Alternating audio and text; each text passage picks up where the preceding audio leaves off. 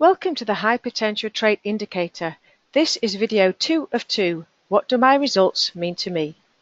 The HPTI report gives you information on the following: how you measure against the 6 traits, the optimal zones for senior leadership, implications of each trait on leadership, how to interpret your scores, how to act upon your report, hints and tips to develop your leadership style, and setting goals to develop your skills. To help you contextualize your results, download the self-reflection worksheet and work through it after you've watched this video. When you read your report, it's important to consider, where do I score and what does this mean to me? Keep in mind that what got you to where you are today may or may not be helpful for you to get where you want to get to tomorrow.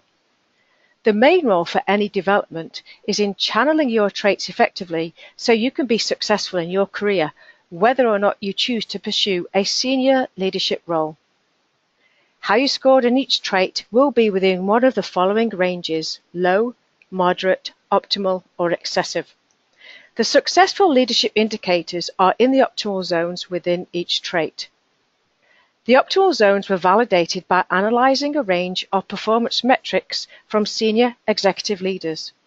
Each trait has its own norm group and its own optimal range. The probability of anyone having a score which falls into an optimal zone: in one zone, 20%, in 3 zones, 5%, in all 6 zones, less than 1%. The majority of people will fall within the moderate category. Can someone without optimal scores be a leader? The short answer is yes, if the desire is there, along with the other factors including knowledge, intelligence, experience, etc. Let's look at each of the 6 traits and consider what each one might look like with the volume turned way up high or down low. You can then think about where your scores are in comparison and how that shows up for you. Conscientiousness combines self-discipline, an organized approach to work, and the ability to control impulses which others might give into. Volume low. Adaptable and spontaneous, easygoing and accommodating. May require deadlines or incentives to perform to the best of their ability and may be seen by others as unmotivated. Volume high. Have long-term goals and strong objectives, disciplined and self-motivated. If excessive, can be seen as obsessive and perfectionistic by others. Adjustment indicates how people respond and react to stress, external events, pressures, and relationships. Volume low. Passionate and emotive. Responsive and perceptive to the emotions of others. Can be seen as sensitive and less in control of emotions by others. Volume high. More resilient to stressful situations. Less likely to make decisions based on emotional reactions. If excessive, can be seen as insensitive or aloof to others. Curiosity indicates how people approach novelty, innovation, change, and new information. Volume low. Dependable and focused.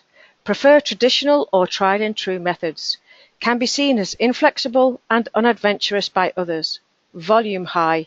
Embrace new ideas and enjoy exploring alternative solutions to problems, creative and innovative. If excessive, could be seen as easily distracted or unpredictable. Risk approach describes how people deal with challenging, difficult, or threatening situations. Volume low. Likely to be more cautious and careful in their work, supportive and cooperative. Can be seen as passive or risk-averse to others. Volume high. Likely to deal with conflict and challenge proactively and promptly.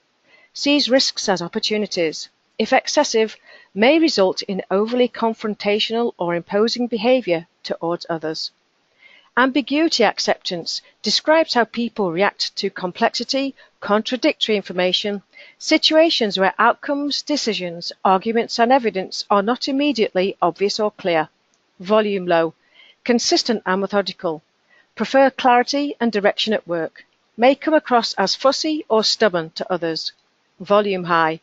Embraces and thrives in unstructured or uncertain environments. Seeks complex information from a range of sources. If excessive, can be seen as indecisive or unclear to others. Competitiveness describes people's relative desire to win, need for power and reaction to winning and losing. Volume low, generally cooperative and accommodating, will usually work better in a collaborative environment, may be seen as timid or unambitious by others. Volume high, goal-oriented, driven, ambitious, can be channeled into team and organizational development. If excessive, can be seen as ruthless, aggressive, self-serving.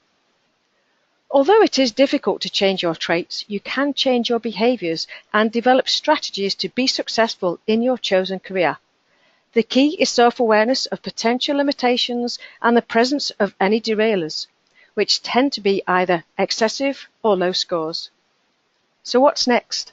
If you'd like to find out more about people assessments and how we help recruit, manage, retain, and develop people, contact us today.